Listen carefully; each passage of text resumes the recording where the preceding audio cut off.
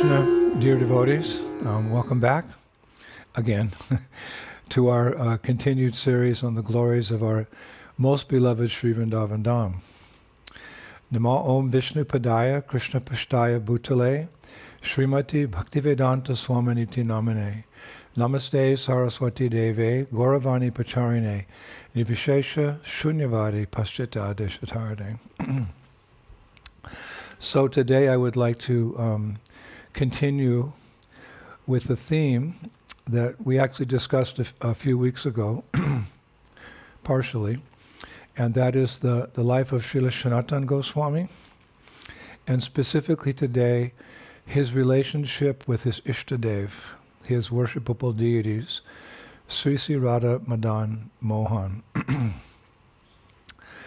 Through all these months of study and reflection and speaking, I've learned one thing, and that is that we can only understand Vrindavan Dham through the devotees who live there, either physically or within their hearts.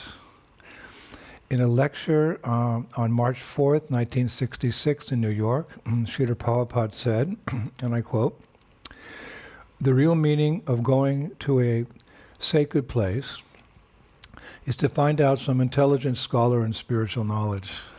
They are living there. To make association with them, to take knowledge from them, that is the purpose of going on pilgrimage. My residence is in Vrindavan. So at Vrindavan there are many scholars and saintly persons living there. One should go to such a holy place, not simply to take bath in the river," unquote. And such souls as Srila Prabhupada is referring to, like our beloved Srila Sanatana Goswami, who lived in Vrindavan for 35 years, I read.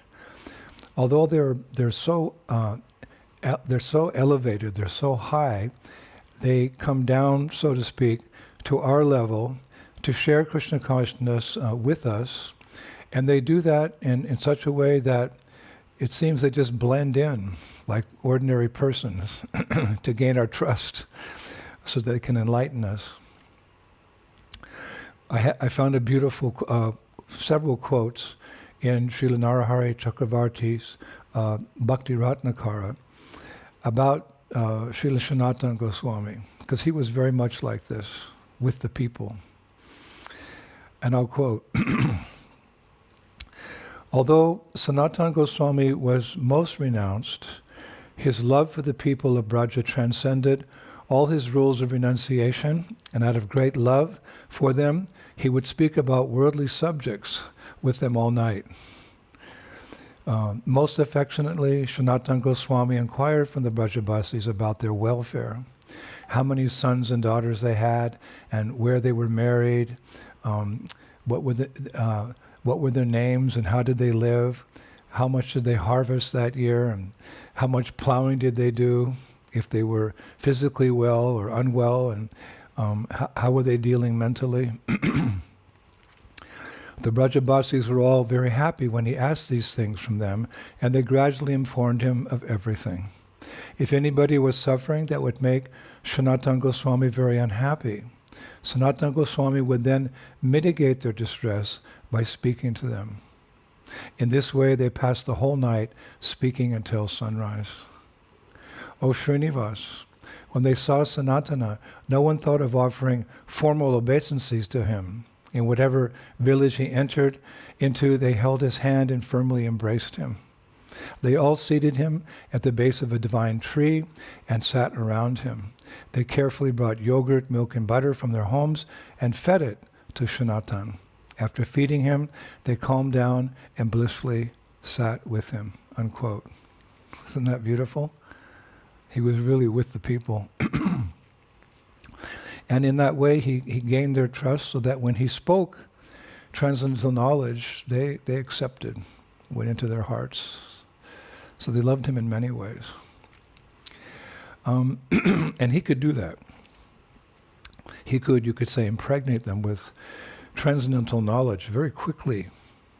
That we know from in Sri Kavikarnapurna's Gaura Gunadesha Dipika 181, we hear who Srila Sanatana Goswami is in the spiritual world. there it said, Shri Rupa Manjari Preshta Purashit Rati Manjari Sochite Nama Bhedana Lavanga Manjari Buddhahai. Quote, Rupa Manjari's closest friend, who was also known by the names Rati Manjari and Lavanga Manjari, appeared in the pastimes of Sri Chaitanya Mahaprabhu as Sri Sanatana Goswami, who is considered to be a personal expansion of the body of Sri Chaitanya Mahaprabhu. So such personalities are very kind. And by God's grace, we can choose one amongst them, like Srila Prabhupada, who can guide us in every way. In Srimad Bhagavatam, there's a beautiful verse. Anu vratanam shishyanam puttanam cha divotama anaprishtam api bryur Gauravo Dina Vatshala. Quote, O best amongst the Brahmanas, those who are spiritual masters are very kind to the needy. They are always kind to their followers, disciples and sons, and without being asked by them, the spiritual master describes all that is knowledge. I really like that verse. So it will do us good today to learn more about Srila Sanatana Goswami's life and teachings. I thought that an interesting angle would be to hear what is dear to him and make that dear to us. And we know what is very dear to him. We mentioned it a little earlier. There's a Bengali song, Jaya Radha Krishna Giti. Jaya Radha Madan Mohan, Radha Madan Mohan Radhe, Sanatanir Pran Danahe. Jaya Radha Madan Mohan, Radha Madan Mohan, Sri Radhe. And the translation is very simple. All glories to Radha and Madan Mohan, the treasure of Srila Sanatana Goswami's heart. His Ishtadeva, Madan Mohan, Sri Radha Madan Mohan, the treasure of his heart. So you may remember the other week we discussed how Krishna's great-grandson, Brajanath, established a number of principal deities around Vrindavan. Sometime after Krishna's departure from the world, a couple hundred years actually. And three of them were most prominent, as we mentioned. Madan Mohan, Govindaji, and Gopinath. And according to historical records, at that time, Madan Mohan was called Madan Gopal. So at this part of the lecture, we refer to him like that, Madan Gopal. So although Brajanath worked hard to revive the Dham, along with new temples and deities, and you remember he called in people from different villages to repopulate Braja, because after Krishna had left, it had become vacant. But over thousands of years, everything receded from view again. And during that time, Madan Gopal lay buried under the earth at Dwadasa Dityatila. Dwadasa Dityatila. That's a hill that we see when we do Parikrama around Vrindavan. Just past Kaliyagat, there's a hill that goes up, and we see that the temple that was eventually built for Madan Mohan, there's Srila Sanatana Goswami's temple, Madan Mohan temple. So Madan Mohan, or Madan Gopal again at this point, he was buried there under the earth. And that place is famous because that's where Krishna was warmed by 12 suns after chastising the Kaliya serpent. That's why it's called Dwadasa Dityatila. So there he was for several thousands of years until Advaitacharya visited Vrindavan.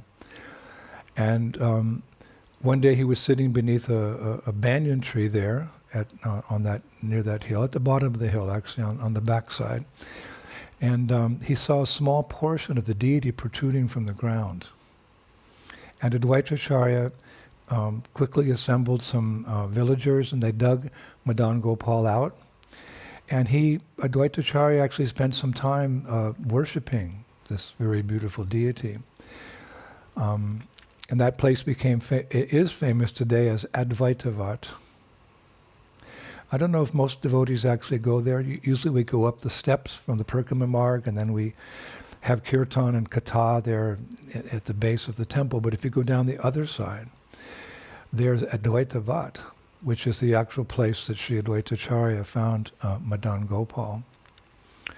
But in time, Advaitacharya returned to Shantipur and Navadvip in Bengal to assist Chaitanya Mahaprabhu's pastimes in his Sankirtan movement. But before he left for Bengal, he took Madan Gopal to Mathura, and he placed that beautiful deity in the care of a Brahmana whose name was Damodar Chobe. Damodar Chobe. And in the years that followed, the Chobe family treated Madan Gopal as one of their own, it's described. Practicing what scholars call a spontaneous but unorthodox form of worship that was nonetheless enjoyed by the Lord. For example, Damodar Chobe's wife, who was a great devotee, she served Madan Gopal as if she were his mother. Now she had a son, his name was Sadhana. But it's described she loved both boys, her son, Sadhana, and Madan Gopal, equally. It's described without making any distinction between them. So the most amazing thing is that Sadhana would play with boys in Mathura on the banks of the nearby Jamuna, and sometimes Madan Gopal would come with him. The deity would assume the form of a Brahmana boy, and he'd play ball and childish games with Sadhana and the other boys. The deity would just come off the altar. It's quite deep and blissful. So like that, the scholars refer to that as, they had a spontaneous but unorthodox relationship with the deity. They treated him like one of their own, and one of the family members. Now, when Srila Rupa Goswami and Srila Sanatana Goswami first came to Vrindavan, that was in the year 1516, they would beg their meals in Mathura. That's called Madhukari. Those in the renounced order living in Vrindavan, the sadhus, still to this day, they do Madhukari. Madhukari means you can go in the morning, you go to 3 homes, and you beg, and whatever foodstuffs they give you, that's what you eat for that day. That's called Madhukari. Of course, the residents at Vrindavan love to serve the sadhus, so sometimes the sadhus are eating very nicely for Madhukari. And on one such occasion, Srila Sanatana Goswami knocked on the family, the Chobe's door. And when the wife came to the door, Srila Sanatana Goswami could see the altar, and he saw the form of Madan Gopal on the altar there. And he was immediately enchanted. Now he left, he got some rotis, and he left after a short time, but he couldn't forget that darshan they had from a distance, even when he went back to Vrindavan. Mathura and Vrindavan are quite close, some kilometers. And Madan Gopal had captured Srila Sanatana Goswami's mind. So much so, it's described that he would regularly visit the Chobe's home for Madhukari. Of course, his real purpose was to see the deity. And on one occasion, Srila Sanatana Goswami, he very humbly instructed the wife, the mother in the family, in the proper etiquette of worshipping the deity. according to rules and regulations, such as we've been trained. And she immediately accepted Sanatana Goswami's advice and began worshipping the deity according to specific rules and regulations that he had given. And in that same mood, she forbade her son, Sadhana, to eat, play, or sleep with Madan Gopal, because the boy used to sleep with the Madan Gopal as well. Now, that night, Madan Gopal appeared in the dreams of both Sanatana Goswami and Damodar Chobe, the man of the house. And the Lord instructed each of them differently, actually expressing his desire for a new arrangement, is described. And to Sanatana Goswami, Madan Gopal said in the dream, Mrs. Chobe loved me and her son equally, but on your advice, she now distinguishes between the two of us, worshipping me with rules and regulations and keeping me at a distance. Said that to Srila Sanatana Goswami. And to Damodar Chobe, the same Lord appeared in a dream that same night, Madan Gopal. And he said to Damodar Chobe, I have been with you a long time, but now I want to live with Sanatana Goswami. You have Sadhana, but your son, but Sanatana Goswami has no one. Please give me to him right away. Please give me away to Sanatana Goswami. So when the next day when Sanatana Goswami woke up, because he felt that he was perhaps being chastised by the Lord in the dream, that, I had a spontaneous relationship with the Chobe family, but now you've implemented so many rules and regulations. So Sanatana Goswami went to Mathura, went to the Chobe's home, and to apologize. But when Damodar Chobe opened the door and greeted him, he made Sanatana Goswami very blissful, because he greeted Sanatana Goswami with the news that Madan Gopal wanted to leave them to accept the service of Sanatana Goswami in Vrindavan. So you can see they're a very advanced family. Whatever the direction of the Lord is, they were willing to execute that. So that's really full surrender. So they gave the deity to Srila Sanatana Goswami. And he took Madan Gopal back to Dwadasha Dityatila, where that's where his bhajan kutir was. He was, at that time, he was living on the top of that hill. You could, the Jamuna River was flowing right by that little hill. Actually, what we call the Parikrama Marg today, at least in that part of Vrindavan, that Parikrama Marg was previously where the Jamuna River flowed. So, as many of us know, Sanatana Goswami began worshipping the Lord under a tree.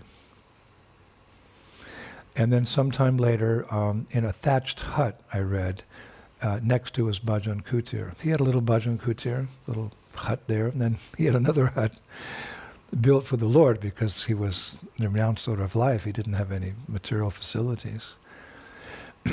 Now, news of Madan Gopal's appearance, as well as gradually the other 6 Goswamis' deities, they also began to appear to them in Vrindavan. It's exciting how each deity revealed themselves to the 6 Goswamis. But the news spread, and it spread to Vaishnava communities in Bengal and Orissa in particular, and pilgrims soon began coming to see their transcendental forms, the different deities who were appearing, Madan Gopal, Govindaji, Gopinath, like that. And in those days, the only mode of transportation was by walking. So you can imagine. When we go in Parikrama, we fly from New York or London or Sydney or Moscow, and then we take a taxi to Vrindavan or to Mayapur, a few hours. But in those days, the trip to Vrindavan from Mayapur, from Puri, it took many months of walking. And there were many hazards. It was very dangerous along the way. There were wild animals and thieves. But despite so many hardships, devotees began traveling every year to Braja for parikramas. And out of the 9 processes of devotional service, visiting holy places and performing parikrama, that's part of padasevanam. Shravanam, Kirtanam, Vishnu Shmaranam, Padasevanam, Archanam, Bandham, Dasyam, Sakyam, Atmani Vedanam. These are the 9 processes of devotional service. And part of the process of Padasevanam, serving the lotus feet of the Lord, is, using your feet, your padas, to travel to see the Lord. So this is, we call this history in the making. History in the making. This is real history. This is the only history we're really interested in. So after acquiring Madan Gopal, this is, of course, we know this story, but repetition is necessary to really understand and realize something. You have to go deep in the heart. Every day Sanatana Goswami would bake some flour, and he'd bake little balls of dough in an open fire. And he would boil some vegetables that he'd collected from the surrounding forests, and he'd offer all of this to the Lord. But Madan Gopal was used to different kinds of foodstuffs because Mrs. Chobe, if I could say like that, Mrs. Chobe, had been cooking for the Lord with ghee and fine spices and the best rice available. So one day the Lord, Madan Gopal, he said to Sanatana Goswami, speaking to his devotee, Prabhupada said like that. I mentioned many times when he was installing the Chota Radha and Krishna, the little brass Radha Krishna in Los Angeles in the very early 70s or maybe late 60s. He told the devotees, if you worship these deities properly according to the rules and regulations and with love and devotion, he said, one day they will speak to you. And we have that faith. When we worship our deities, we're waiting for that day. When, oh when will that day be ours? Will be mine. So there's many instances we read in Shastra where the deities speak to their pure devotees. So Madan Gopal, he spoke to Srila Sanatana Goswami, he said, every day you are offering me these tasteless meals, some cooked dough and some boiled sabjis. Can't you at least add a little salt? It's famous. But all Sanatana Goswami could reply was, Lord, I am your servant. But if I get you salt today, tomorrow you may ask for ghee. And if I spend my days begging for food and cooking your meals, how will I fulfill the orders of Chaitanya Mahaprabhu? Chaitanya Mahaprabhu gave several orders to the 6 Goswamis to write books on the science of Krishna consciousness, to discover the lost places of Krishna's pastimes, and to establish deities, to establish temples. So Sanatana Goswami said, I have a threefold duty, and if we increase this, the needs of your prasadam, I'll spend all day begging for food and cooking your meals. So then he took a chapati ball and he placed it into Madan Gopal's outstretched hand. And he said, you please accept what I have. And if you want more, you please make your own arrangements. So of course, we as aspiring devotees, we cannot imitate this very deep and intimate, loving interaction between the deity and ourselves. We're beginners on the path of devotional service, and we actually worship, Prabhupada said, we worship Radha and Krishna like Lakshmi Narayan, in the sense of the mood of awe and reverence, so that we understand that God is very great and we are very small, that he's the master and that he's the servant. We establish that relationship first. And as we become purified, hopefully in due course of time we can enter into a more intimate, loving relationship, like the Brajabasis, the pure devotees, have with Krishna. But we're on the way. But we all know that Srila Sanatana Goswami wanted the best for his Ishtadev, Madan Gopal. And so the Lord himself arranged a pastime where he could be worshipped in all opulence. Sanatana Goswami said, you make your own arrangements. So the Lord did. He made the arrangement whereby he could be worshipped in that standard, so that we are, as his Brahmin devotees, we could learn the proper process of deity worship. And what was that?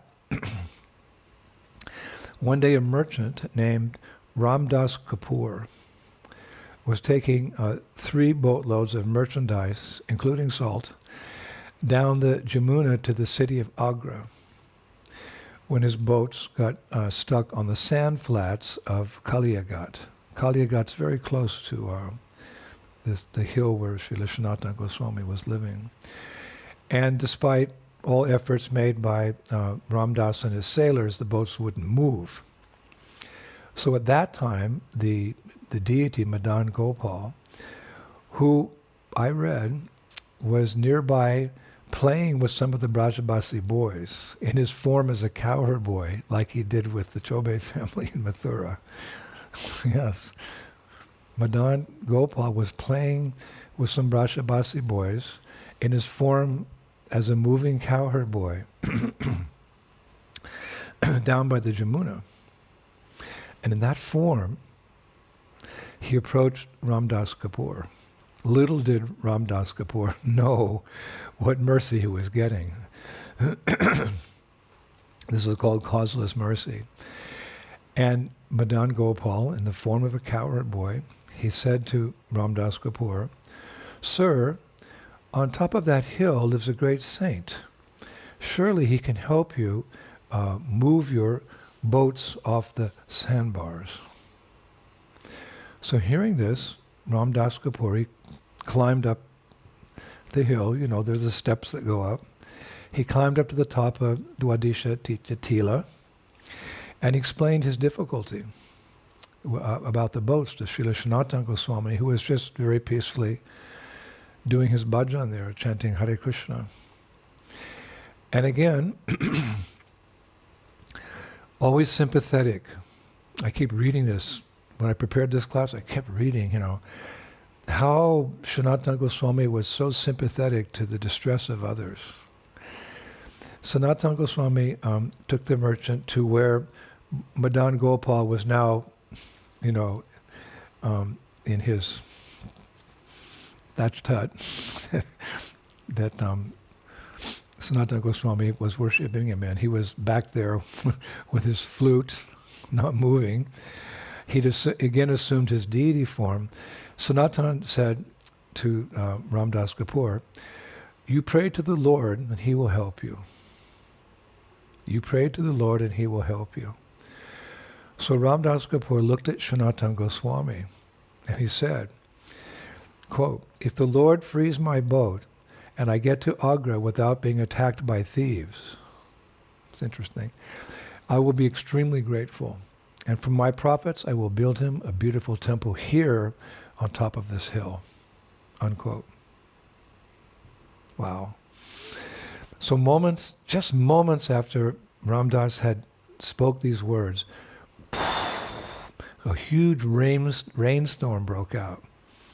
And it raised the water level very high, enough to free the boats. So then at that, Ramdas is just looking at this from the top of the hill. And he put 2 and 2 together. He realized this is all the mercy of Madan Gopal, the deity. So then he reiterated his pledge.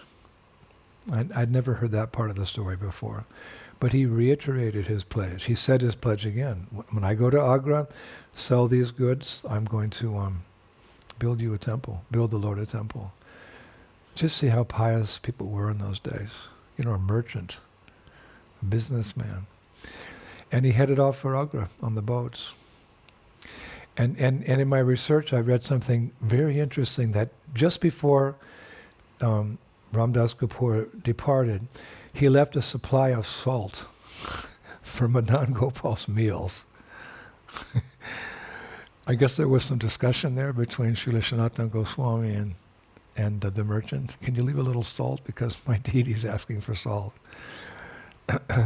Such sweet relationships.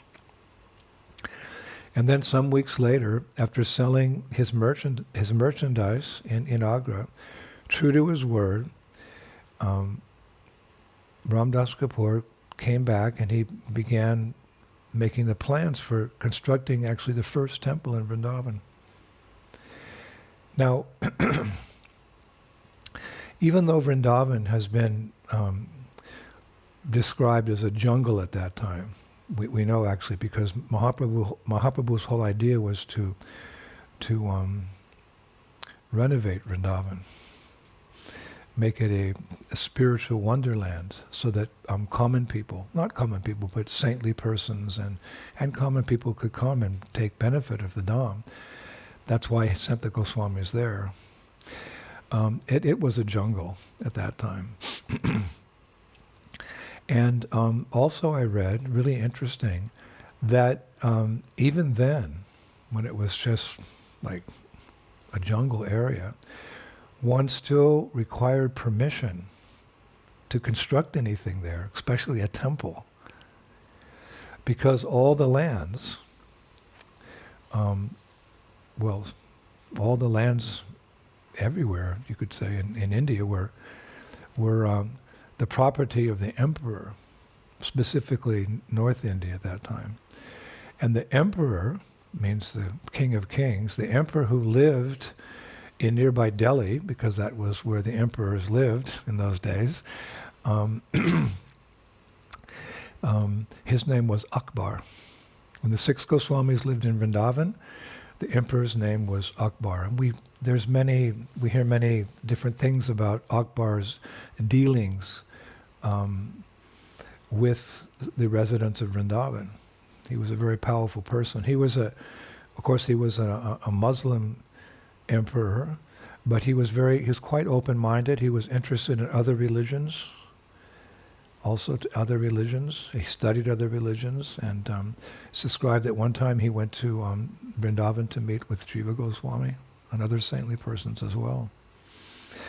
So in the year 1573, Emperor Akbar gave Jiva Goswami permission to construct 4 temples in Vrindavan.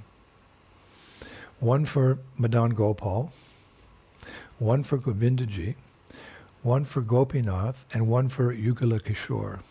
That was new to me.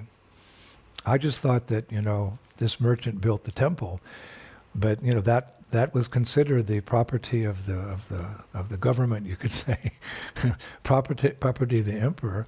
And Akbar was, he was sympathetic to the Vaishnavas. He appreciated their philosophy, actually.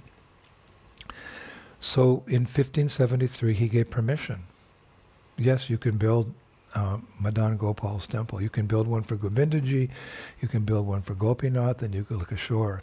So this obviously meant some time went by that the Goswamis had discovered many of these deities, at least Madan Gopal and Govindaji and Gopinath and Yugala Kishore. So Ramdas Kapoor, he very enthusiastically began working on the temple, and it's a very beautiful structure. And he completed that temple in the year 1580. 1580. And I read he also donated a large agricultural plot of land to provide the temple and his pujaris with sufficient produce. So we often hear about the animosity between the Muslim rulers and the Vaishnavas, and that was often there. But in this particular case, Akbar was facilitating, as the emperor, he was facilitating the Hindus and the Vaishnavas in the worship of the Lord. Yeah. So as more time passed and the deities in Vrindavan became more famous and more popular, especially with the devotees in Bengal and Orissa. Orissa means Jagannath Puri. So the son of Maharaj Patraparudra, we read a lot about Maharaj Patraparudra as the king in Orissa. His base was Jagannath Puri. And he had a son. His son was named Purushottam Jana. Purushottam Jana. So when Purushottam Jana, the son of Maharaj Patraparudra, heard that Madan Gopal and Govindaji, the deity of Sri Rupa Goswami, who had been discovered by Rupa Goswami, were being worshipped without consorts, he wanted to render a personal service to those two lords. So he consulted with devotees in Puri, and he sent a well-guarded caravan carrying two deities of Srimati Radharani to Vrindavan. This is where Vrindavaneshwari Srimati Radharani in her deity form came to Vrindavan in many cases. Especially, in particular, these two deities of Radharani. He arranged for that. And he sent these two deities of Radharani with other valuable items like, cloth and ornaments and so many things, jewels. And overjoyed at the arrival of these two goddesses, they're described in Shastra, goddesses, devotees in Vrindavan made big arrangements for the festivals in both temples, because one deity of Radharani was destined for Madan Gopal, and the other deity of Radharani was destined for Govindaji. But it's described that Madan Gopal, in a very playful way, he personally changed those plans. And how did he do that? Well, while all these arrangements were being made, the big festivals, to install the deities next to the two lords, one night, Madan Gopal appeared in the dream of his pujari in that beautiful temple. And Madan Gopal said to the pujari, and listen to this, quote, "The two deities who have just arrived from Jagannath Puri are not both Radha. The larger one is Lalita. Both should be installed with me." The deity said that. He wanted both, Radha and Lalita Saki. So, as the pujari's dream and Madan Gopal's order spread throughout Vrindavan, all the Vaishnavas were in bliss. Okay. So they had a big festival, and they placed the smaller deity of Radha on Madan Gopal's left, and the larger one, Lalita, to his right.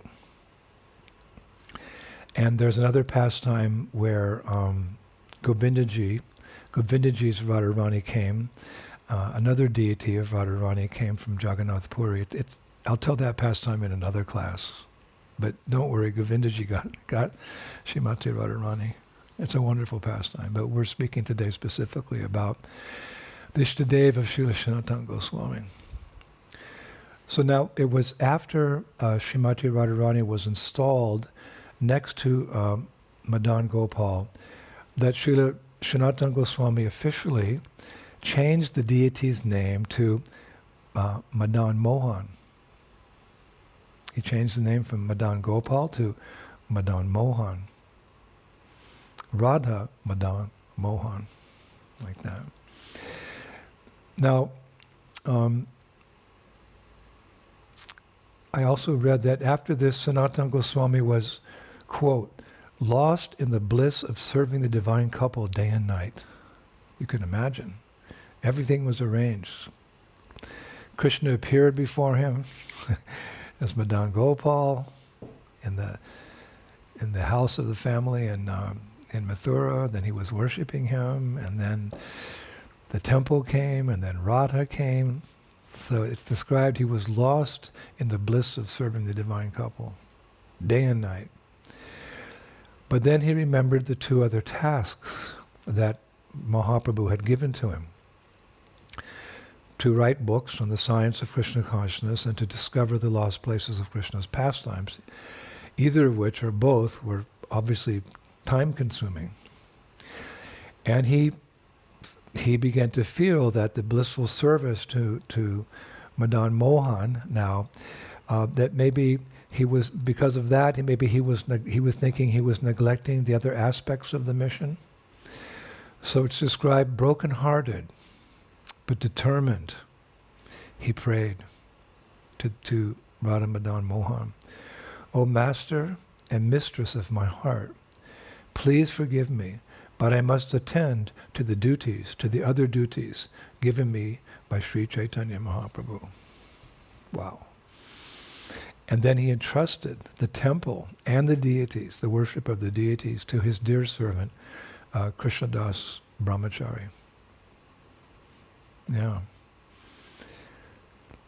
Establishing temples was certainly part of Srila Sanatana Goswami's mission, but he felt that others could carry out that temple worship now that the deity had been discovered and installed and the worship was going on.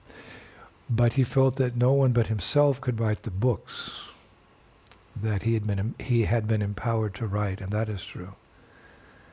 What would we do without Brihat Bhagavatamritam? I read that was the first book the 6 Goswamis wrote.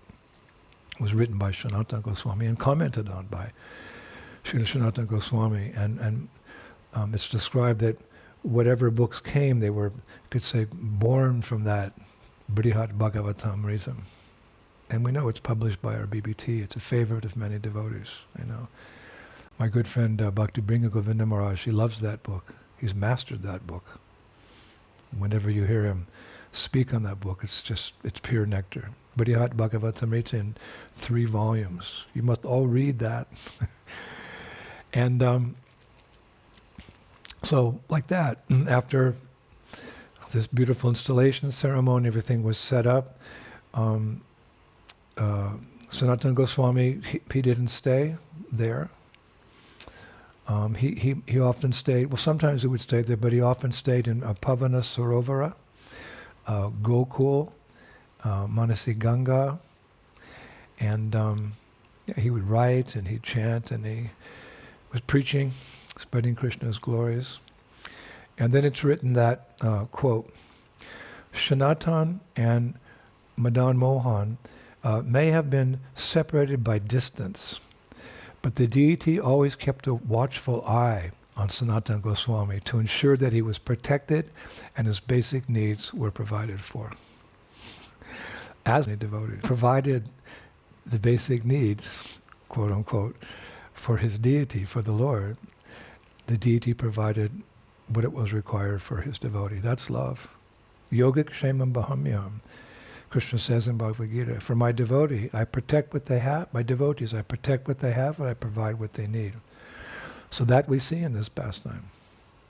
Let me recite that again. Sanatan and Madan Mohan may have been separated by distance, the Acharya writes, but the deity always kept a watchful eye on Sanatana Goswami to ensure that he was protected and his basic needs were provided for. Protected because it was jungle, there were tigers there, so many dangers. So we can see that this historic deity of Madan Mohan, as we'll call him from now on, played such an important part in the life of Srila Sanatana Goswami. But he's also meant to play an important part in our spiritual lives as well.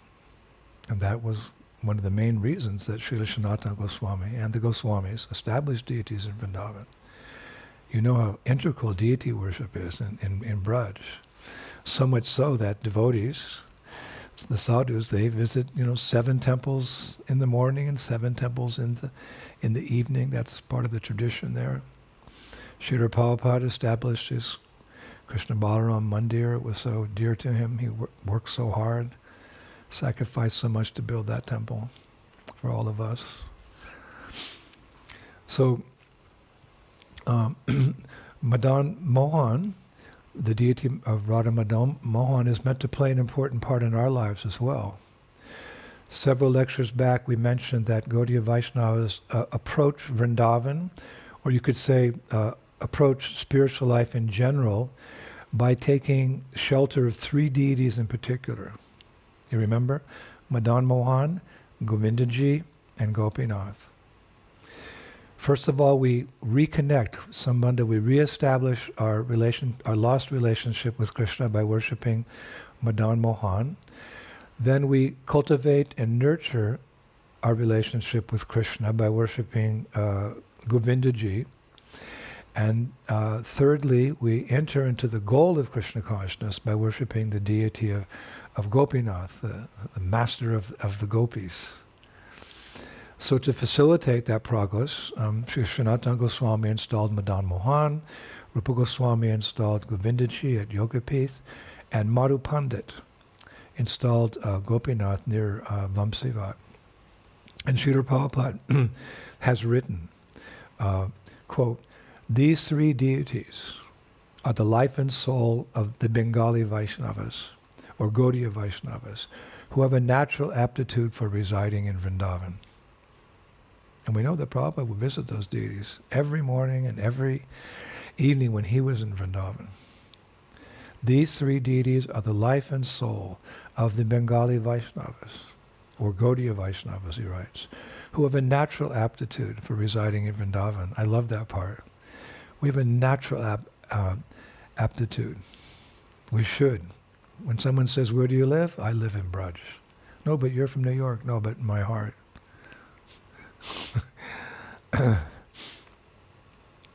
So thus we take our first steps in Krishna consciousness by cultivating this relationship with Madan Mohan. Even way far away, there's no time and distance are not handicaps on the transcendental platform of Krishna consciousness. You could be living in Vrindavan and not be in Vrindavan if your mind's not and your heart's not there. But you could be living in Moscow or Kiev or Sydney or Sao Paulo. But if your heart is in Braj, you're in Braj.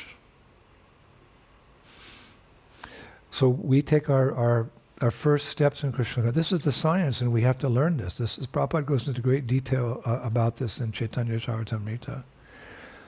And we take our first steps by worshipping Madan Mohan with the prayer, Jayatam Shurato Pangor, Mama Manda Mater Gite, Mat Sarvasva, Parambujo, Radha Madana Mohano. Quote, "Glory to the all-merciful Radha and Madan Mohan. I am lame and ill-advised, yet they are my directors, and their lotus feet are everything to me." Glory to the all-merciful Radha and Madan Mohan. I am lame and ill-advised, yet they are my directors, and their lotus feet are everything to me. We have to imbibe that within our hearts.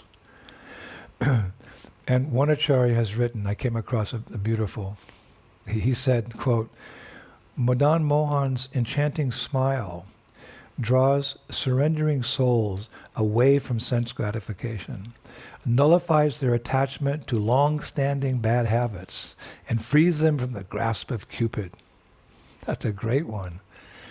Madan Mohan's enchanting smile draws surrendering souls away from sense gratification, nullifies their attachment to long-standing bad habits, and frees them from the grasp of Cupid.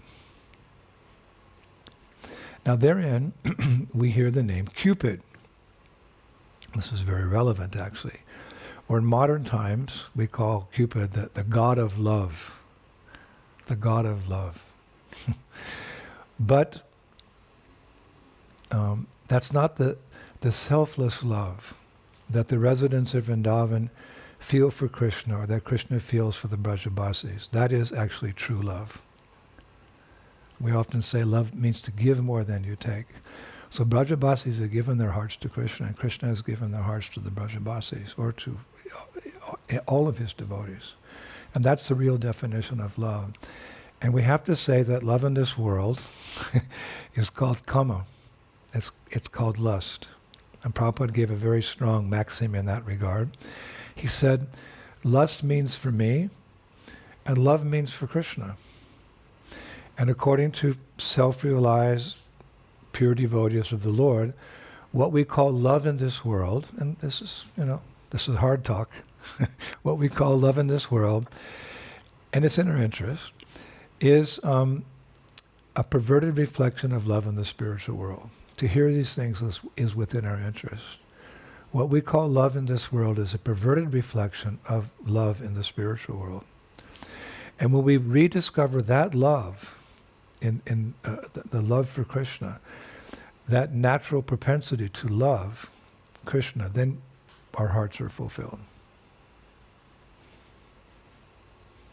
That's the message. So really what we're doing in the process of Krishna consciousness is we're transferring our love for the things of this world, which at best is temporary, and we're transferring it to the love of Krishna, which is eternal and ad infinitum, it's always increasing. There's no limit, it's limitless. The love is always growing. Ananda buddhi bharavanam. So even logically it makes sense. Why put our trust in something which is temporary? Rather, we put our trust in something which is eternal. And what is our real interest? Our nature is to love. Like I always say that the intrinsic nature of water is that it's wet. The intrinsic nature of sugar is it's sweet. The intrinsic nature of salt, that it's salty. So what's our intrinsic nature? When you get right down to it, to love and to be loved. And that can only be done perfectly in the spiritual world, in a loving relationship with Krishna. And Krishna is so amazing that unlike ourselves, we can have some loving relationships with a few persons, but not everyone. Krishna can perfectly reciprocate with the loving feelings of every created being. It's Krishna. So, Cupid. We're going to see him with different eyes now. The person who's in charge of the love or the lust in this world, Cupid, we say in French, le Cupidon. And he's not a mythical figure. This is not a fairy tale or some... No, he's the real deal. He actually exists. And in some ways, people like to think like that. There's many songs about him and what he does. There was a song I remember in 1963. I was, what was I? I hadn't even entered high school yet, but when you're that age, 13 or something, you're listening to the music. So I remember that song. It was a song about Cupid. It went, Cupid, draw back your bow and let your arrow go straight to my lover's heart for me. Cupid, please hear my cry and let your arrow fly straight to my lover's heart for me. Now, I don't mean to bother you, but I'm in distress. There's danger of me losing all my happiness. For I love a girl who doesn't know I exist. And this, Cupid, you can fix. Now, Cupid, if your arrow makes her love strong for me, I promise I will love her until eternity. I know between the two of us, her heart we can steal. Help me, if you will. Cupid, draw back your bow and let your arrow go straight to my lover's heart for me, for me. Cupid, please hear my cry and let your arrow fly straight to my lover's heart for me. So anyway, that is that theme is there in most music these days, most popular music, the love affairs of this world. And we're looking for love and the love is there, but we have to be sober as well and know that even the best loving relationship will terminate, and therefore that will cause distress. As much as we're attached to something, when we lose that thing, then we feel equal amount of distress. So yes, those relationships are there, but we must, human life means to focus on that eternal relationship with Krishna. And therefore, to be really happy, we have to gradually renounce. Gradual renounce. We have to become freed from the influence of Cupid. And how do we become freed from the influence of Cupid? Again, by transferring our attachment to Krishna, the original object of love. And that's where, after that little philosophical presentation, that's where Madan Mohan comes in. Because his very name means the attractor of Cupid. Cupid's all powerful in this world. It is lust only, Arjuna, Krishna says in Gita, which is the all-devouring sinful enemy in this world. But Cupid is attracted to Krishna. So if we can become attracted to Krishna, we lose our attraction to Cupid. This is the idea. This is spiritual mathematics. So, yes, Madan Mohan means that Krishna is the attractor of Cupid. So how did Cupid become attracted to Krishna? Is there some pastime like that? Yes, there is. And devotees know that pastime, but I've, seek and ye shall find. I found some really nice details. So you can stay with us. Just how Cupid, this real person, Cupid, became attached to Krishna, Madan Mohan, is as follows in this pastime. A long time ago, Cupid, he tried to entice Shiva to unite with Parvati. Shiva was not interested in uniting with Parvati at that time, and this venture where Cupid was trying to shoot his arrows into Shiva's heart. Shiva didn't appreciate that. He's in a special category, Lord Shiva. He's not a jiva. He's Shiva Tattva. So this venture, you could say, greatly enraged Lord Shiva. What did he do? He burned Cupid's body to ashes, leaving the god of love, it's described in a ghost-like state. He didn't have a body. And after that time, Cupid, who was now disembodied and invisible, he still continued to incite love within the conditioned souls, but annoyed that without a gross body, he himself could no longer personally enjoy his own art of loving affairs. So one day Cupid, or he's also known as Kamadev, we used that word earlier, Kama means lust. It can also mean transcendental love. Kamadev, the deity of lust, he's also called Manmata. Manmata means the churner of hearts. Manmata. Manmata, he's the churner of hearts. He was feeling bored. Now, why would he be bored? Because he had incited lust into the hearts of all created beings in creation. They didn't have anything to do. So somehow he met some demigods, and several demigods told him that there was, in fact, a person presently on the earth planet who had never and would never be influenced by lust, be influenced by him, by his arrows, as we heard in the song. He was shocked. And they said that this personality, he'll never be influenced by you because he's transcendental to everything in creation. So people were like, what? And when he asked the devotees, who is this person that I missed on earth? They replied that his name was Sri Krishna.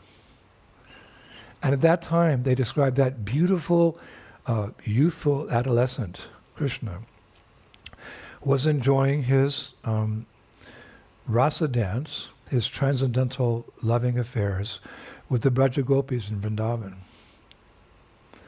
But Cupid, he couldn't believe the demigod's glowing appreciation of Krishna. He thought, and I'm quoting scripture here, quote, "How is it possible that someone in the prime of youth can dance with beautiful young girls and still be untouched by lust?" Well, we know because you can only experience lust with a material body, and Krishna's body is made of the spiritual elements of Satchidananda Vigraha, eternity, knowledge, and bliss. There's no way that he can experience lust, or all of his associates in the spiritual world, either in Vaikuntha or in Goloka Vrindavan. But Cupid's not so self-realized at that point. So he took this as a challenge. He was determined to prove that Krishna was susceptible to his powers, and armed with his special bow and arrows, and accompanied by 4 things. This is interesting. He was accompanied by 4 things: spring, a soft breeze, cuckoo birds, and humming bees. This is part of his paraphernalia. He quickly went to Sri Vrindavan and he entered the forest where Krishna was dancing with his gopis. Now at that time it was summer, but because Cupid had brought spring with him, when he entered into the rasa dance arena, Radha and Krishna were immediately felt refreshed, it's described. Because spring's a very nice time. The winter goes, it's not cold, and the flowers come. So Cupid brought spring with him. And Radha and Krishna felt very refreshed and invigorated by, quote, opulences of the Prince of Seasons. That's how our acharyas describe spring. So poetic. Again, this is real poetry. They were invigorated by spring, which is described as opulences of the Prince of Seasons, springtime. So, responding to the spring atmosphere that Cupid had manifested, it's described the divine couple. They sang a song in the Vashanta rag, and they began singing a song in the Vashanta rag. And Cupid's pet cuckoo, apparently Cupid has a pet cuckoo, he started sweetly singing the 5th note. And we gave a class about the 5th note. The 5th note is, the nature of that note is that it can awaken the sentiment of love. Of course, that cuckoo probably is not singing the 5th note properly, but anyway, singing the 5th note. And but Radha and Krishna, they joyfully imitated it. They also sang in the 5th note, and they created a transcendental, amorous atmosphere. But then Cupid, he wanted to do his work, so he sent his special bees. He's got bees that accompany him, and they hummed around Radha and Krishna in another attempt to excite their mundane, loving sentiments. But that's impossible, as we described before. So then, at that point, Krishna took Radharani's hand in his, and Cupid could see, because he's invisible, remember, Cupid could see that their bodies radiated a pure and sublime goodness that was devoid of even the slightest trace of lust, passion, or ignorance. He's trying to do his work, but he saw that when Krishna took Radha's hand, there wasn't the slightest trace of lust, passion, or ignorance. But intent on proving that Krishna was wrong, Krishna was not transcendental, Cupid then called upon a gentle breeze from the Malayan hills that was fragrant with the smell of sandalwood to excite Krishna. Why do people use perfumes? We're going to go into detail, but people wear perfumes very often to attract the opposite sex. So that's Cupid's business.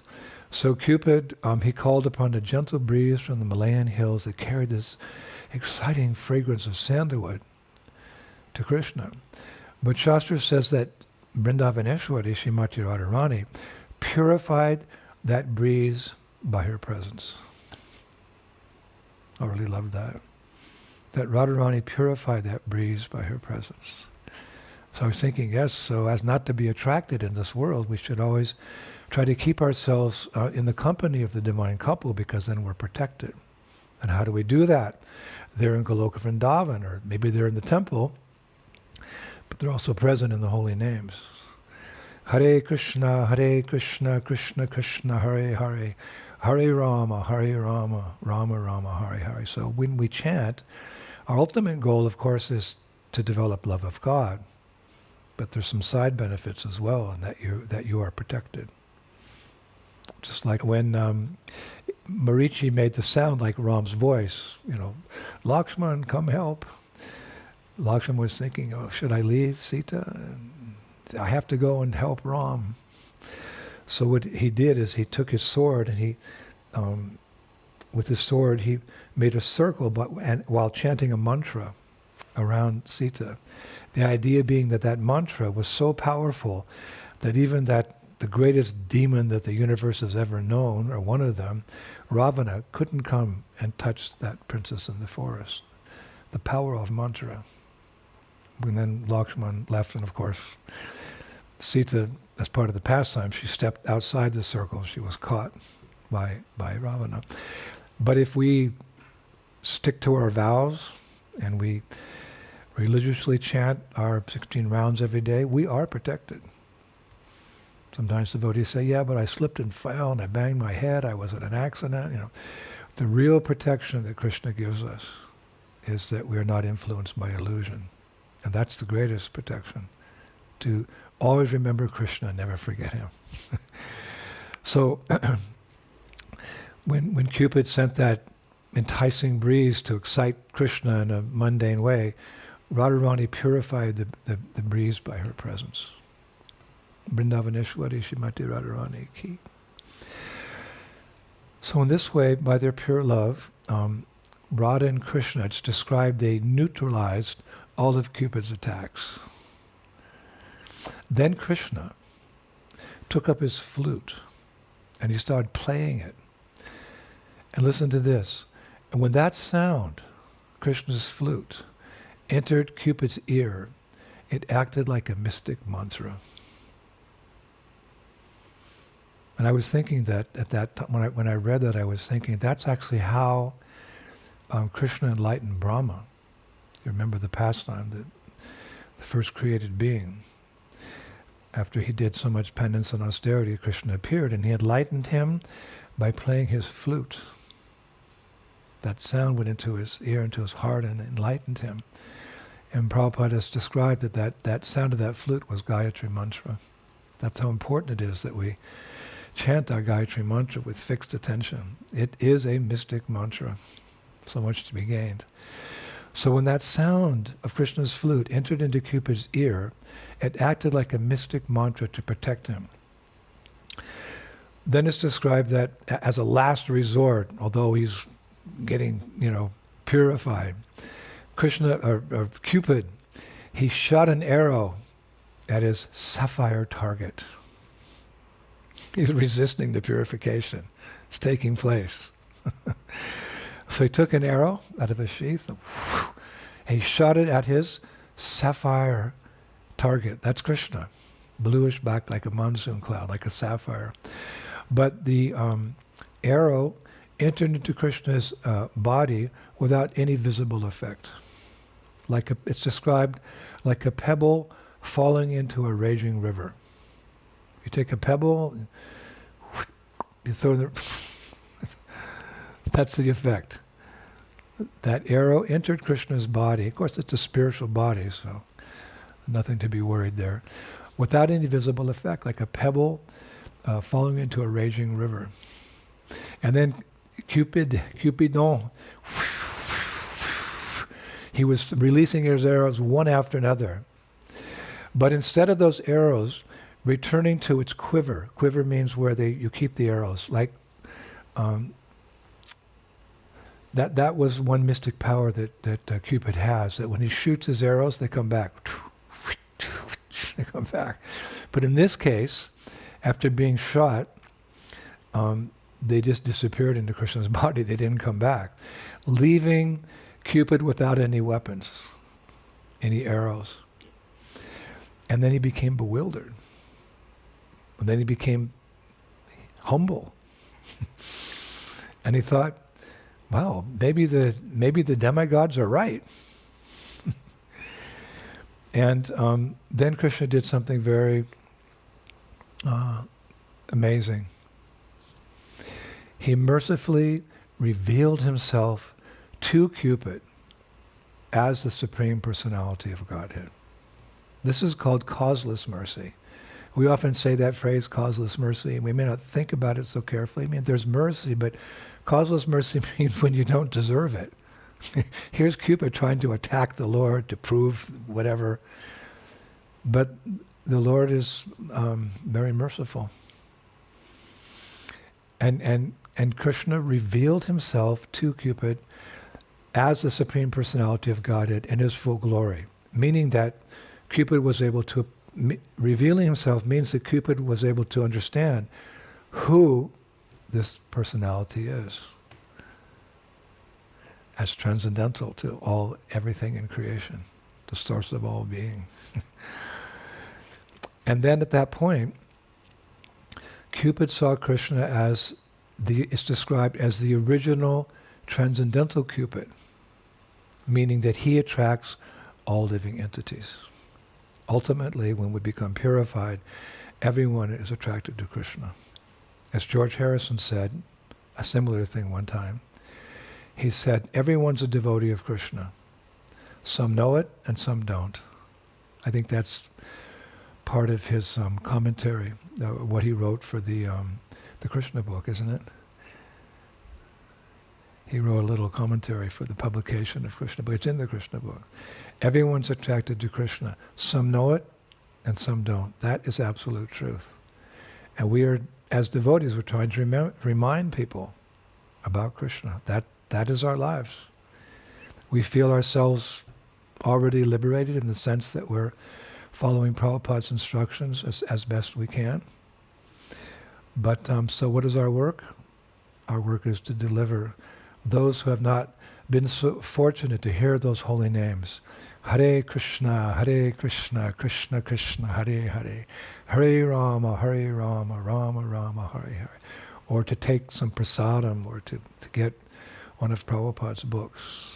That is our life. Srila Bhakti Siddhanta Saraswati Thakur said one time, those who have life, they will preach or support the preaching in one way or other. Sankirtan means the complete glorification of the Lord. The whole society is working together, each according to their abilities, their means, to facilitate this goal, to take the Sankirtan movement to every town or village. So everyone, if they know Krishna, they'll be attracted. So he's the original Cupid. He can inspire real love within our hearts, divine love.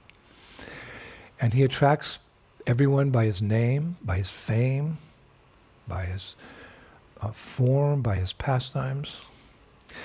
So when that happened, when Krishna revealed himself to Cupidon, to Cupid, Krishna just, Cupid just, it's described, he just gazed at, he was intoxicated with Krishna's beauty, and he was marveled by Krishna's prowess.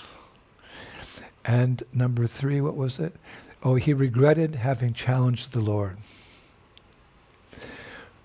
That was something really important, that he repented, just like Jagai and Madai. You know, how can, there's no one more sinful than Jagai and Madai. You know, sometimes we comically represent them in the Sunday feast theaters, but if you really read about their lives, they were very degraded persons, malicious, evil. But they repented, and they agreed to chant Hare Krishna. And then they received mercy, as we have. So it's described, noting Cupid's repentant attitude, that touched the heart of Krishna. And for a brief moment, Krishna let Cupid taste the gopis' love for him, enabling Cupid to see Krishna exactly as the cowherd girls do. That, for me, that was like the wow of my whole research. For a brief moment, Krishna let Cupid taste the gopis' love for him. enabling Cupid to see Krishna exactly as the cowherd girls do. That's mercy. And it's described that with his heart and eyes now bathed in love, Cupid felt an overwhelming upsurge of pure, loving attraction to Sri Krishna, not comparable to any mundane sentiment. I'm quoting scripture. His heart and eyes now bathed in love, Cupid felt an overwhelming upsurge of pure loving attraction for Sri Krishna, not comparable to any mundane sentiment that he was so much involved in before. And that divine ecstasy caused Cupid to forget his own identity. And thus he thought himself to be one of the gopis attending to Krishna. And he tried to show his love for the Lord as the gopis did. But this was just a momentary thing that Krishna was allowing Cupid to see. And he wasn't able to continue like that. Because technically, Cupid didn't have a gopi's body. You know, we heard about Narada Muni got a gopi's body so he could experience gopi bhav. We talked about Arjuna gopi. Arjuna, Krishna said, you can't understand this just by knowledge. You have to experience it to really understand it. What is this Braj Bhakti, the love of the gopis for me? So he arranged for Arjuna to get a gopi's body. Arjuna gopi, that whole pastime. So this is the science, that Cupid he didn't have a gopi's body, nor the qualification to serve Krishna in the manner of the gopis, because we have to be trained like that, isn't it? One may awaken that particular mood. There's different rasas with Krishna. One of them is that Madhurya Ras. One may awaken that mood. But even before going back to Godhead, you go to that planet in the universe where Krishna is having his pastimes. You're born into the family of Braja Gopis. And then you're trained. And then when you're perfectly trained, then you go back. So he didn't have a gopi's body, and he didn't have the training. So, it was some mercy. Krishna, in the Bhagavatam, Krishna appears before a great devotee momentarily, and he says that I've appeared before you just to give you the incentive to attain me, but I cannot remain like this before someone who is not perfected in devotional service. So sometimes the Lord gives special mercy like that. We read about that in a number of cases. Krishna will appear, and then that will give the devotee the incentive to really go for it to become a pure devotee. So what happened was that it's described that Cupid's ecstasy began to express itself as bewilderment, and he ended up fainting. He got some real mercy, but he couldn't handle it because he wasn't ready to handle it, so he just fainted. And got some special mercy. So from that point on, Krishna became known as Madan Mohan, or Madan Mohana, the attractor of Cupid. And there we explained it. We explained how Krishna, how Cupid became attracted to Krishna. And there it is. And because Krishna's attractiveness so overwhelmed Cupid that he fainted in ecstasy, that spot where he fainted in Vrindavan is called Mohanater. It was just too much for him, so he fainted, boom, on the ground. So that pastime, the place where that pastime took place, is called Mohanater.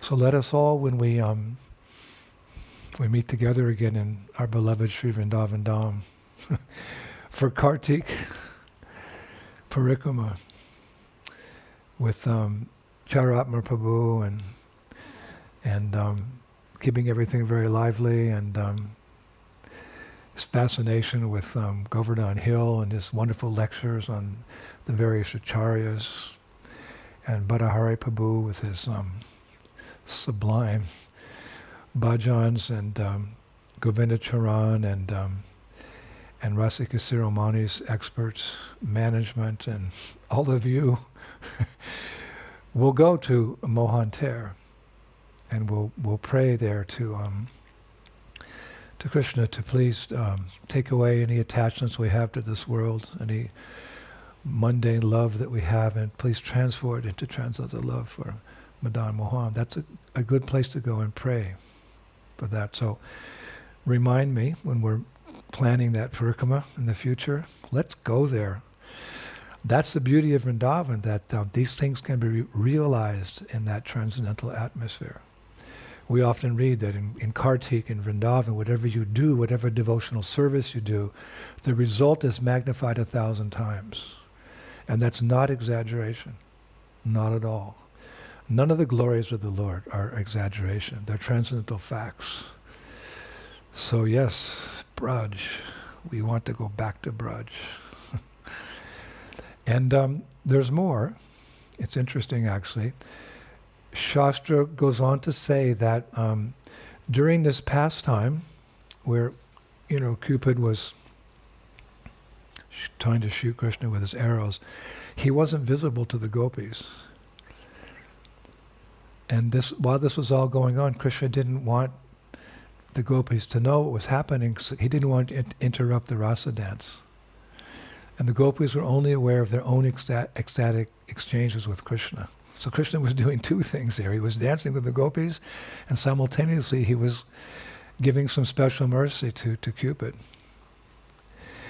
And then it's described further appreciating Cupid's remorse and his subsequent fascination with him, with Krishna. Krishna freed Cupid from Lord Shiva's curse. Remember? Shiva cursed him because, well, we explained earlier. And he burned his body up. So he was in a ghost-like state, you could say. So Krishna freed Cupid from Lord Shiva's curse. And he was given not only a new body, but also the opportunity to continue advancing spiritually by joining the Lord's earthly entourage at that point in history, 5,000 years ago. Like, what? He was not only given a new body, but, quote, the opportunity to continue to advance spiritually by joining Krishna's earthly entourage. Now, I got to that sentence, I thought, whoa, what's next? How did Cupid continue to participate in Krishna's pastimes? Because, that means the Lord's earthly entourage. He's on the earth with the residents of the spiritual world performing pastimes to attract the conditioned souls back home, back to Godhead. So I thought, wow, what does that mean? So I hung on that end of that sentence for a few moments. And then I read that that night, after that pastime had taken place, all those pastimes had taken place, that night, Cupid merged with the Vasudeva aspect of Krishna's body. He merged with the Vasudeva aspect of Krishna's body and later took birth from Rukmini in Dwarka, appearing within the body of the Lord's Vishnu Tattva expansion Pradyumna. I know it sounds a little technical, but just consider that. That night, Cupid merged with the Vasudeva aspect of Krishna's body and later took birth from Rukmini in Dwarka, appearing within the body of the Lord's Vishnu Tattva expansion Pradyumna. And having once again attained a body, it's described Cupid was reunited with his consort Rati, because he has a consort too. And he lived with her in Dwarka until the destruction of the Yadu dynasty, after which he returned to the heavenly planets. Wow. Yeah. I was thinking that as I was reading that, because he's in Dwarka, and You just heard, how he appeared there, but I think he'd go back to the spiritual world, but he returned to the heavenly planets. I'm just quoting it as it's stated. Krishna's so kind. He's so merciful. So the acharyas say that Krishna's intimate connection with Pradyumna indicates that Cupid's devotion to Krishna was mixed. It wasn't at that point spontaneous, and for this reason, he couldn't enter into Braj. Couldn't go back to the spiritual world. Yeah, Braja. Couldn't enter into Braja. And so therefore, because he can't actually enter into Braja, or stay in Braja, let us say stay into Braja, it's described that none of his weapons have any effect there. It means that if you live in Vrindavan like a real Brajabasi, and we serve Prabhupada's mission in Vrindavan, he wanted devotees to come to the Krishna Balaram Mandir and serve there. He wanted that. He was inviting devotees to come serve in the Krishna Balaram Mandir. Like Mother Daiva Shakti, she's living there, but she's preaching so much. Sometimes she goes to Delhi and gives lectures, and she's got a little store there where she sells books. She's a determined preacher. And devotees go out and do Sankirtan, traveling Sankirtan, etc.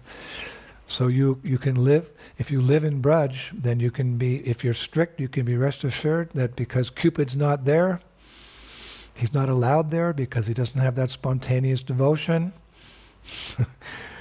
Right? Cupid's intimate connection with Pradyumna indicates that Cupid's devotion to Krishna is mixed, it's not spontaneous. That's what the acharyas say. So for this reason, he can't stay in Braj. So we're protected there. We have to really be in Vrindavan with our heart and soul. There's actually only one Cupid in Vrindavan, and that's Krishna, transcendental Cupid. As Krishnadas Kaviraj Goswami says in Chaitanya Charitamrita, Vrindavane aprakrita navina madhana kama gayatri kama bijay yanra upashana. Quote, in the spiritual realm of Vrindavan, Krishna is the spiritual, ever-fresh Cupid. He is worshipped by chanting the Kama Gayatri mantra with the spiritual seed Klim. Isn't that wonderful? In the spiritual realm of Vrindavan, Krishna is the spiritual, ever-fresh Cupid. He is worshipped by the chanting of the Kam Gayatri mantra with the spiritual seed Klim. So, in conclusion today, by worshipping Srila Sanatana Goswami, and by worshipping Srila Sanatana Goswami's Sri Radha Madan Mohan deity in Vrindavan, we can take our first steps in Krishna consciousness. The longest journey begins with the first steps. We should be honest where we're at in Krishna consciousness. But yes, we're making that. It's actually a quantum leap, our first step in Krishna consciousness, because it's not like you step in the material world. If you're stepping into transcendence, you're stepping into bhakti yoga, you're stepping into Krishna consciousness, really that is a quantum leap. We're making a quantum leap. And by making that quantum leap, we can overcome our attraction to this world, we can overcome lust, and we can gradually enter into the world of divine love in Goloka Vrindavan. We have that chance, that opportunity is there. We should have that lolya and that greed. This is what we really want out of life. And in that light, we will finish today with a verse from our beloved Srila Rupa Goswami's Padyavali. We'll finish with this verse. Kind of tie everything up. Not by wearing saffron cloth, not by restricting food and other sensual activities, not by living in the forest, not just by discussing philosophy, not by observing a vow of silence, but only by taking up the process of devotional service to the lotus feet of Lord Govinda, who enjoys pastimes on the Jamuna's wide banks, can one stop the influence of Kamadev, Cupid. Hare Krishna. Oh, thank you everyone so much. Actually, we have a lot more to discuss about Srila Sanatana Goswami in regards to Madan Mohan, because that, as I mentioned, that was the subject matter of today's lecture, particularly focusing on his relationship with Madan Mohan. And I think we got a lot out of it by his grace. So many instructions, so many nectarine pastimes. We're just all left with this strong desire to advance in Krishna consciousness and to reach home. We can only reach home. They say home is where the heart is. So we have to make our heart in Sri Vrindavan Dham, where all these great souls, they live eternally. So thank you very much for this service. And we'll continue with our discussions on Sanatana Goswami and Madan Mohan and beyond in a few days. Hare Krishna. Shishi Gaurnitai ki, Shishi Krishna Balaram ki, Shishi Radha Sundar ki, Vrindavan Ishwari Shrimati Radharani ki, Shishi Radha Madan Mohan ki, Srila Sanatana Goswami ki. Back home, back to Godhead ki. Take everyone with us. Just take everyone in the whole creation, all 14 worlds with us. Back home, back to Godhead to rest peacefully and be engaged in wonderful devotional service to Srila Prabhupada's lotus feet. Jai Jai Sri Radhe Shyam Vrindavan Dham ki. Haribol. See you soon.